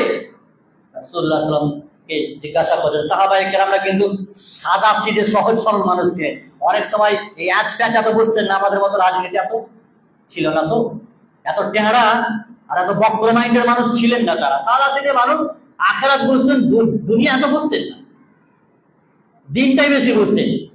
এরা বুঝতে পারলেন না নামাজ আবার কি করে চুরি করে। রাসূলুল্লাহ সাল্লাল্লাহু আলাইহি ওয়াসাল্লাম বলেন, হ্যাঁ শোনো, সবচেয়ে বড় চোর যে নামাজে চুরি করে। নামাজে চুরি করা কি? লা ইয়াতিমু রুকু আলা সুজুদা, পরিপূর্ণভাবে রুকু এবং সিজদা না করাই হলো নামাজে চুরি করা। পরিপূর্ণভাবে রুকু যদি কেউ স্থিরভাবে না করে, কোমরটাকে সোজা না করে, পিঠটাকে সোজা না করে, সিজদার ক্ষেত্রে পা দুটো, পায়ের নখ দুটো যদি জমিনে না থাকে, হাত যদি ঠিক করে না থাকে জমিনে, কপাল, নাক, সাতটি অঙ্গের উপর সিজদা করতে হয়। দুই হাত, দুই হাঁটু, দুই পা আর কপাল আর নাক, এই সাতটি অঙ্গ যদি একত্রিত ভাবে সিজদাতে জমিনের সাথে না লাগে, তো নামাজে চুরি করা হলো, চুরি করা হচ্ছে নামাজে। নামাজ পড়ার পরেও যদি হালাত হয়, চুরি করা বলেন রাসূলুল্লাহ সাল্লাল্লাহু আলাইহি ওয়াসাল্লাম, নামাজ কি কবুল হবে? যারা পড়ছি খুব সাবধানতার সাথে পড়তে হবে, যেমন তেমন করে না, যে পড়তে হয় বলে পড়ছি না, সাতটা অঙ্গ প্রত্যঙ্গ জমিনে ঠিকছে কি না এটা মাথায় রাখতে হবে। রাসূলুল্লাহ সাল্লাল্লাহু আলাইহি ওয়াসাল্লাম তিনি এভাবেই বলছে যে নামাজ এটা চুরি করা হচ্ছে, ফলে নামাজই যেন এই চোর না হয়, মনে রাখবেন। অনুরূপভাবে সুনান আবু দাউদে হাদিস রয়েছে, একজন ব্যক্তি, আবু হুরায়রা রাদিয়াল্লাহু তাআলা তিনি বর্ণনা করছেন যে একজন ব্যক্তি মসজিদে এসে নামাজ পড়তে শুরু করলো। নামাজ পড়ার পরে রাসূলুল্লাহ সাল্লাল্লাহু আলাইহি ওয়াসাল্লামের কাছে এসে সালাম করলো। রাসূলুল্লাহ সাল্লাল্লাহু আলাইহি ওয়াসাল্লামকে যখন সালাম করলো, সালাম করার পরে রাসূলুল্লাহ সাল্লাল্লাহু আলাইহি ওয়াসাল্লাম বললেন, যে ফাসাল্লি ফা ইন্নাকা লাম তুসাল্লি, তুমি ফিরে যাও, তোমার নামাজ হয়নি, ফিরে যাও, তোমার নামাজ হয়নি। লোকটা আবার এসে নামাজ পড়ছে, আবার তাকে ফিরিয়ে দিচ্ছেন, আবার নামাজ পড়ছে, আবার তাকে ফিরিয়ে দিচ্ছেন। সে বলছে, রাসূল এই চাইতে ভালো নামাজ আর আমি জানি না। রাসূল বলছেন, শোনো তাহলে কি করে নামাজ পড়তে বলে দিই। তাসবিহিল ওযু পড়না তবে ওযু করবে, ওযু করার সময় যেন কোনো অঙ্গ প্রত্যঙ্গ খালি না থাকে, শুকনো না থাকে, পানিতে যেন ভেজে, হাতগুলো যখন ধৌত করবে ওযুর সময়ে হাতের যে এই মাঝখানগুলো আছে সেগুলোকে খেলাল করতে হবে, আংটিকেও লাগিয়ে থাকলে আংটিকে নড়াতে হবে যেন পানি ঢোকে তাতে, শরীরের চেহারাতে যেন ভালো করে পানি ঢোকে, দাড়ি যাদের আছে ঘন একবার এক্সট্রা পানি নিয়ে ব্যবহার করতে পারে, দাড়িতে খেলাল করতে হবে। পা গুলো আছে, পায়ের আঙুলের খাপ গুলো আছে, পানি দিয়ে ভালো করে আঙুলকে খেলাল করতে হবে যেন খালি না থাকে, শুকনো না থাকে। ওয়াইলুল লিল আকাবে মিনান নার, হাদিসে বলা আছে সেই সমস্ত ব্যক্তিদের জন্য দুর্ভোগ, জাহান্নামে যাবে যাদের গাঁটগুলো, জায়গাগুলো, ওজুর অঙ্গগুলো শুকনো থাকতো, ভেজাতো না ভালো করে, ওযু করেছে পায়ের গাঁট শুকনো আছে, আকাব, জাহান্নামে যাবে তারা। ওযু করার পরে শুধু একটু অঙ্গ শুকনো থাকছে, তার কারণে যদি জাহান্নামে যেতে হয়, আর বড় বড় খুঁত আছে, আর যারা নামাজ পড়ে না তাদের কি হালাত হবে? রাসূলুল্লাহ বলেন পূর্ণাঙ্গ ওযু করতে হবে, আঙুলের গাঁটগুলো খেলাল করতে হবে, তারপরে তোমার তাকে নামাজ শেখাচ্ছেন রাসূলুল্লাহ সাল্লাল্লাহু আলাইহি ওয়াসাল্লাম। যখন তুমি নামাজে দাঁড় হবে পূর্ণভাবে ওযু করবে, কিবলামুখী হবে, আল্লাহু আকবার বলবে, তারপরে নামাজে দাঁড় হয়ে সানা পড়বে আর সূরা ফাতিহা পড়বে, তারপরে যা তোমার যতটুকু মুখস্থ আছে তা থেকে তুমি কোরআনের আয়াত পড়বে, তারপরে তুমি রুকু করবে, হাত্তা তাতমাইন্না রাকিআ। রুকু কেমন করে করবে? একেবারে ইতমিনান যেন হও তুমি রুকুতে গিয়ে, পরিপূর্ণ শান্তি স্বস্তি পাও যেন। ধর্মার খাটানি করে নামাজ নয়। কাকে মানুষ এত তাড়াহুড়ো, মানে কাকে এত সময় দেবে মানুষ? এখানে যে নামাজ এত তাড়াহুড়ো করে কাকে সময় দেবে? কোন ব্যবসার জন্য আপনি নামাজ তাড়াহুড়ো করছেন? রুকু করবে, সিজদা করবে, হাত্তা তাতমাইন্না সাজিদান, ধীর ভাবে সিজদা করবে, অঙ্গ প্রত্যঙ্গ যেন ধীরস্থিরতা থাকে, তারপরে তুমি সালাম ফেরাবে। এইভাবে নামাজ আদায় করবে। সুম্মা ফাআলা যালিকা ফি সালাতিকা কুল্লিহা, এইভাবে তুমি বাকি রাকাতগুলো পূর্ণ করবে। ফাইযা ফাআলতা ফাকাদ তাম্মাত সালাতাক, যদি এইভাবে নামাজ আদায় করো তো ঠিক আছে, নামাজ পরিপূর্ণ হবে। ওয়ালান তাকাসতা মিন হাযা শাইআ, আর যদি এইভাবে না করো, তুমি কোথাও খুঁত দেখা যায়, যা শিখিয়ে দিলাম এর বাইরে যদি কিছু হয়, ফাইন্নামান তাকাসতা মিন সালাতিক, তাহলে তোমার নামাজের ক্ষেত্রে ত্রুটি থেকে গেল, নামাজ পরিপূর্ণ হবে না।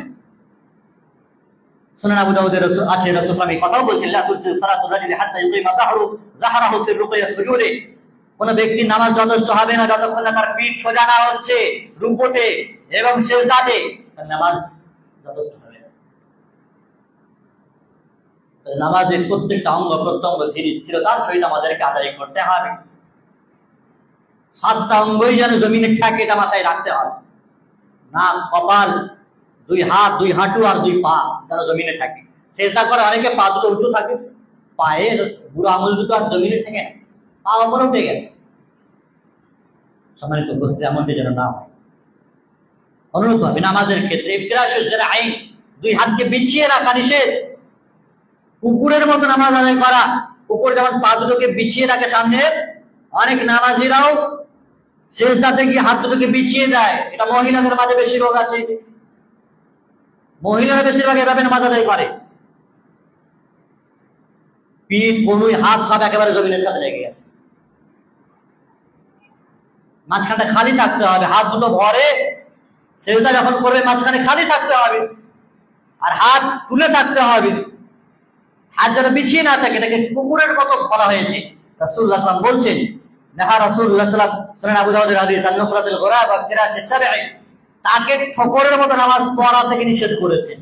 ওয়া ফিরাশিস সাবঈ, এবং চতুষ্পদ জন্তু হিংস্র পশুর মতো হাত বিছিয়ে নামাজ পড়তে নিষেধ করেছেন রাসূলুল্লাহ সাল্লাল্লাহু আলাইহি ওয়াসাল্লাম। তাকে ঠোকরের মতো নামাজ আদায় করা, যারা সিজদা করছে কোন রকম সিজদা করলে উঠলো আবার গেল, তারা হলো, এটাকে কাকে ঠোকরের মতো বলা হয়েছে। আর হাত বিছিয়ে রাখা, এটাকে হিংস্র পশু, অন্যতম কুকুরের মতো বলা হয়েছে। তেমনটা যেন না হয়। ধীর স্থিরতার সহিত সিজদা করতে হবে, তাড়াহুড়ো করা যাবে না। কাকে ঠোকরের মতো যেন আমাদের সিজদা না হয়। কোন জামাতবাসীরা করেন এরকম, ইমাম এত স্পিডে নামাজ পড়ে যে মুসল্লিরা ধারে কাছে ঘেঁষে না, মানে নামাজ তার সাথে দোয়া দরুদ মিল খাওয়াতেই পারে না, এত স্পিডে নামাজ পড়ে। আরে ফরজ সালাতটুকু তো কমসে কম ধীর স্থির ভাবে পড়তে হবে।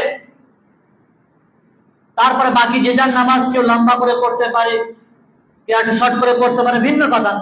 ফরজ সালাত যাতে সকলকে নিয়ে চলতে হয়, সেটা তো ধীর স্থির ভাবে পড়তে হবে। কারণ রুকু হবে না, সিজদা হবে না, কেউ দোয়াগুলো ভালো করে পড়তে পারবে না, তো ইমামের উপরে গুনাহ বর্তাবে না? সম্মানিত উপস্থিতি, অনুরূপভাবে সিজদার ক্ষেত্রে এই ভুল ত্রুটি যেমনটি বললাম, 7টি অঙ্গই যেন সিজদাতে হয়। একটি অঙ্গ যদি ছুটে যায়, চেহারা আছে তো কপাল থেকে যে তো নাক থেকে নিয়ে, এমনটি যেন না হয় আমাদের। রাসূলুল্লাহ সাল্লাল্লাহু আলাইহি ওয়াসাল্লাম পরিষ্কারভাবে বলছেন, সহিহ বুখারী এবং সহিহ মুসলিমের হাদিস, ইহতাদিলু ফিস সুজুদ ওয়া লা ইয়াবসুত আহাদুকুম যিরাইহি ইনবিসাতাল কলব, সিজদাতে একেবারে পরিপূর্ণভাবে সিজদা করো। আর এখানে কলব শব্দ এসেছে, কুকুরের হাত বিছানোর মতো হাত বিছায়ও না। অনুরূপভাবে তাশবীহ কাফিল খাতুল আসাবি, নামাজের ভিতরে যেন কেউ আঙুল না ফোটায়, আঙুলের ভিতরে আঙুল যেন কেউ না রাখে, ওযু করা অবস্থাতেই যেন এটা কেউ না করে। যেন আমাদের জন্য ওযু করেছে, ওযুর পরে যেন কি আঙুলের ভিতরে আঙুল প্রবেশ না করে, আর আঙুল যেন কেউ না ফোটায়। অসংখ্য বান্দা নামাজের ভেতরে আঙুলের ভেতরে আঙুল প্রবেশ করছে আর হাত, কোমর, মাথা যা আছে সব ফোটাচ্ছে, সব ফোটাচ্ছে। নামাজের অবস্থাতে ফোটাচ্ছে, নামাজের সালাত ফেরানোর পরে ফোটানোর অভ্যাস আছে কিছু মানুষের। রাসূলুল্লাহ চরমভাবে নিষেধ করছেন। তিনি বলছেন আপনি মুসুফাকুম ওয়াসাদুল খালাল সাউ সুফাকুম ফাইনা তাসগাদু মিন তামামি সালাত। এরপরে হাদিসগুলি যে রয়েছে সুনান আবু দাউদের, ইযা তাওয়াজ্জা আহাদুকুম ফাহসানা ওযুহা সুম্মা খারাজা আমিদান ইলাল মাসজিদ ফালা ইউশাব্বিকান্না বাইনা আসাবিহি ফালা ইউশাব্বিকান ইয়াদাইহি, হাতকে হাতের ভিতরে যেন কেউ প্রবেশ না করে। ফাইনা ফি সালাত, ওযু করার অবস্থাতেই যেন কেউ না করে, কারণ সে নামাজের অবস্থাতেই আছে। ফাইনা তাশবিক মিনাশ শাইতান, এইভাবে হাতের মধ্যে হাত প্রবেশ করে না, আঙুল ফোটানো এটা শয়তানের কাজ। নামাজে যারা নামাজ পড়েন, ওযু করেছেন, এই ঘৃণামূলক কাজটা করবেন না। অনুরূপভাবে নামাজে হাত তোলার ক্ষেত্রে, নামাজ যখন আমরা শুরু করি, যারাই নামাজ পড়ে শুরুতে পড়িয়া আদায় করে, যদিও আহলে হাদিসদেরকে অনেকে কি বলে ব্যঙ্গ করে ডাকে, রফাদান, রফউল ইয়াদাইন আরবি শব্দ, এটাকে রফাদান বলে। এখন আস্তে আস্তে তার চলে গেছে, আহলুল হাদিস বলে, সঠিকটা বলতেও শিখেছে। তারা রফাদান করা হাত, এটা তো সবাই করে, ইমামের খুব পরেও নয়, জাস্ট পরে ইমাম রুকুতে গেছে, আল্লাহ আকবার বলেছে, এবার আপনি রুকুতে যান। ইমামের আগে আগে যেন কেউ না কাজ করে। হাদিস রয়েছে যে ইমামের আগে আগে কোন ব্যক্তি, সহিহ বুখারী হাদিস এটি, রাসূলুল্লাহ সাল্লাল্লাহু আলাইহি ওয়াসাল্লাম বলেছেন আমা ইয়াখশা আল্লাযী ইয়ারফাউ রা'সাহু ক্বাবলা আল-ইমাম আন ইউহাব্বিল আল্লাহু রা'সাহু রা'সা হিমার। খবরদার, সতর্ক হও, সাবধান হও, যারা তাদের মাথাকে তোলে ইমামের আগে, আল্লাহ তাআলা তার মাথাকে গাধার মাথার সাথে পরিবর্তন করে দেবেন। আল্লাহর কাছে এটা করা কোন বড় কথা? আরে বনী ইসরাঈলদেরকে তো বাঁদরে পরিণত করে দিয়েছিলেন, করেননি? ওয়ালাকাদ আলিমতুমুল লাযীনা আতাদু মিনকুম ফিস সাবতি ফাকুলনা লাহুম কুনু খিরাদাতান খাসিঈন। তাদেরকে শনিবারে মাছ ধরতে নিষেধ করা হলো, তারা সেটাই করলো। আল্লাহ বলে সবাই বাঁদর হয়ে যা, বাঁদরে পরিণত হয়ে গেছে। হয়নি? মানুষকে বাঁদরে পরিণত করেছেন আল্লাহ তাআলা, তো তোমাকে আমাকে গাধাতে পরিণত করতে আল্লাহর কি বেশি সময় লাগবে না? যারা ইমামের আগে মাথা তুললে, ইমামের আগে কাজকর্ম করে, রাসূলুল্লাহ সাল্লাল্লাহু আলাইহি ওয়াসাল্লাম বলছেন তাদের মাথাকে আল্লাহ তাআলা গাধার মাথার সাথে পরিবর্তন করে দেবেন। সাবধান হয়ে যাও, ইমামের আগে কোনো কাজ করবে না। সুরাতাকে মারাত্ম বলেছেন, তাদের গোটা চেহারা গাধার চেহারার সাথে পরিবর্তন করে দেবে। ইমামের আগে যেন কেউ সিজদাতে না যায়, ইমামের আগে যেন কেউ রুকুতে না যায়, ইমামের আগে যেন হাত বেঁধে বসে না থাকে, ইমামের আগে যেন রুকু থেকে না উঠে যায়, সিজদা থেকে না উঠে যায়। ইমামের পরে পরে করতে হবে, খুব পরেও নয়। অনুরূপ ভাবে প্রথম কাতারে নামাজ আদায় করার জন্য সচেষ্ট হতে হবে। প্রথম কাতারে নামাজ আদায় করতে হবে। আযান হলে মসজিদে আসার চেষ্টা করতে হবে, অন্তর মসজিদের সাথে লটকাতে হবে। আমরা সেই হাদিস শুনেছি অনেকবারই, 7 শ্রেণীর মানুষকে আল্লাহ তাআলা তার আরশের নিচে ছায়া দান করবেন। তার মধ্যে এক শ্রেণীর মানুষ হলো তারা যাদের অন্তর মসজিদের সাথে ঝুলে থাকে, লটকে থাকে। ইমামুনা আল্লাহ শাবুন সাফি ইবাদাতিল্লাহ ওয়া রাজুলুন কলবুহু মুআল্লাকুন বিল মাসাজিদ, যাদের অন্তর, যে সমস্ত ব্যক্তির অন্তর মসজিদের সাথে লটকে আছে, ঝুলে আছে, তার মানে সব সময় তার অন্তরে আছে কখন আযান হবে, কখন নামাজে যাব।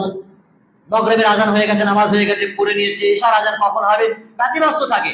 অন্তরে মসজিদের প্রতি মহব্বত আছে, আযান কখন হবে ধ্যান ধারণা আছে, এই হিংসার মানে কি বলে, এই লোভ লালসা আছে, কখন নামাজে যাব, নাকি হাসিল করব। তাদেরকে আল্লাহ রাব্বুল ইজ্জত আরশের নিচে ছায়া দান করবে। রাসূলুল্লাহ সাল্লাল্লাহু আলাইহি ওয়াসাল্লাম বলতেন, সহিহ বুখারী হাদিস, লাউ ইয়ালামুন নাস মা ফি নিদাই ওয়াস সাফিল আউয়াল, যদি মানুষ জানতো যে আযানের ভিতরে এবং প্রথম কাতারে কি গুরুত্ব আছে, প্রথম কাতারে কি গুরুত্ব আর আযানের কি গুরুত্ব আছে, যদি মানুষ অনুধাবন করতে পারতো, তাহলে সুম্মা লা ইয়াজিদু ইল্লা ইস্তাহিমু আলাইহি লাস্তাহামু, তারপরেও মসজিদে এসেছে দেখছে প্রথম কাতার খালি নেই, আযান দিতে এসেছে দেখছে অন্য কেউ হাসিল করে নিতে মাইক আযান দেবে, লটারি করতো, লাস্তাহামু, লটারি ইল্লা ইস্তাহিমু আলাইহি, লটারি করার প্রয়োজন পড়লে সে লটারি করতো। যদি জানতো যে প্রথম কাতারে কি গুরুত্ব, প্রথম সাফের কি গুরুত্ব আর আযানের কি গুরুত্ব, তাহলে লটারি করতো সে। সম্মানিত করতো। অনুরূপভাবে ফজর আর ইশার নামাজের কথা এসেছে, যদি মানুষ জানতো এই নামাজগুলোতে কি গুরুত্ব আছে, বলেও হাবুয়ান, তাহলে মানুষ ছেঁচড়িয়ে আসতো, যদি পাপ হামা করে দিয়ে আসতো, ওরা পা চলতে পারে না, তারপরেও হামাগুড়ি দিয়ে অস্ত মানুষ ভালো ভাবুয়ান এত গুরুত্ব আছে নামাজের। আসরের নামাজের ক্ষেত্রে বলছে হাফিজ আলাহ সালাওয়াত ওয়াস সালাম প্রত্যেকটি নামাজের ইবাদত করা, বিশেষ করে মধ্যবর্তী সালাত আসরের সালাতে ইবাদত করো। আসরের সালাতে মানুষ ঘুমিয়ে থাকে, এই নামাজের ফেরেশতাদের ডিউটি চেঞ্জ হয়, রাত বদল হয়। ফেরেশতারা আল্লাহর কাছে রিপোর্ট করেন, আল্লাহ তাআলা জিজ্ঞাসা করেন কাইফা তারাকতুম ইবাদি, আমার বান্দাকে কোন হালাতে ছেড়ে এলে? ফেরেশতারা গিয়ে বলেন আতাইনাহুম হুম ইসাল্লুন ওয়া তারাকনাহুম হুম ইসাল্লুন, যখন গিয়েছিলাম তখনও তাদেরকে দেখি নামাজ পড়ছে, ছেড়ে এলাম দেখি নামাজ পড়ছে, গেলামও দেখি নামাজ পড়ছে। আর মানুষ যদি এই সময় নামাজ না পড়ে তো ফেরেশতা কি রিপোর্ট দেবে? যা করছেন সেটাই রিপোর্ট দেবে। সম্মানিত উপস্থিতি, নামাজের অবস্থা তার একটি গুরুত্বপূর্ণ বিষয়, সেটি হচ্ছে নামাজের অবস্থায় মোবাইল অসংখ্য মানুষ আজ ব্যবহার করছি। নামাজের টাইমে আমরা মোবাইল সাইলেন্ট করি না অথবা সুইচ অফ করি না, মোবাইল বাজে, আওয়াজ হয়, অধিকাংশ মানুষের নামাজ নষ্ট হয়, ধ্যান ধারণা ছিটকে যায়। যেন মোবাইলের ক্ষেত্রে সাবধান হতে হয়, সাইলেন্ট করতে হবে না, সুইচ অফ করতে হবে, যাতে মানুষের নামাজে বিরক্তি না আসে, বিনষ্ট না হয়, মানুষের নামাজের ক্ষতি না হয়। আল্লাহ তাআলা বলেন যালিকা মান ইউআযিম শাআইরাল্লাহ ফাইন্নাহা মিন তাকওয়াল কুলুব, আল্লাহ রাব্বুল ইজ্জত নিশানি নামাজ, আর এটি অন্তরের পরিষ্কার পরিচ্ছন্নতা, আল্লাহ ভীরুতা, আর এটিকে বিনষ্ট করে দিচ্ছে তোমার মোবাইল, এমনটি যেন না হয়। অনুরূপভাবে সালাম ফেরাতে হবে ইমামের পরে পরে। একটি ভুল ভ্রান্তি আমাদের মাঝে আছে, ইমামের সাথে আমরা সালাম ফিরিয়ে দিচ্ছি। কোন কাজ যখন বললাম যে ইমামের সাথে হবে না, ইমামের পরে পরে হবে, তার মানে সালামটাও ইমামের পরে পরে হবে নাকি? ইমাম দুদিকে সালাম ফিরিয়ে নেবে, আসসালামু আলাইকুম ওয়া রাহমাতুল্লাহ, আসসালামু আলাইকুম ওয়া রাহমাতুল্লাহ, তখন আপনি সালাম ফেরাবেন। অথবা ইমামের একদিকে ফেরানো হয়ে যাবে আসসালামু আলাইকুম ওয়া রাহমাতুল্লাহ, দ্বিতীয় দিকে ফেরাচ্ছেন, তার মাঝে আপনি পড়বেন একদিকে, তার সাথে সাথে হবে না, পরে পরে হবে। এটি যেন মাথায় থাকে। আল্লাহ রাব্বুল ইজ্জতের কাছে পরিশেষে দোয়া করবো, তিনি যেন আমাদের সকলকে, যারা সালাতে আমরা অভ্যস্ত নই, নামাজ থেকে দূরে সরে আছে, আল্লাহ তাআলা তাদেরকে সালাত আদায় করার তৌফিক দান করেন, নামাজি বানিয়ে দেন। মসজিদ আছে, সেই মসজিদে তাদেরকে হাজির দেওয়ার তৌফিক দান করেন। এবং যারা নামাজ আদায় করছে বিভিন্ন রকমের ত্রুটি বিচ্যুতি হচ্ছে, ওগো আল্লাহ আমাদের সেই যাবতীয় ত্রুটি বিচ্যুতির কথা আলোচনা হলো, সেই ভুলগুলো সংশোধন করে নেওয়ার তৌফিক দান করো। ওগো আল্লাহ খাঁটি খালেস মুমিন হওয়ার, মুসল্লি হওয়ার তৌফিক দান করো। নামাজ আমাদের জন্য জাহান্নামের কারণ যেন না হয়, নামাজের মাধ্যমে যেন জান্নাত যেতে পারি, প্রকৃত মুসল্লি হতে পারি। আল্লাহ তাআলা তৌফিক দান করো। আমিন। সাল্লাল্লাহু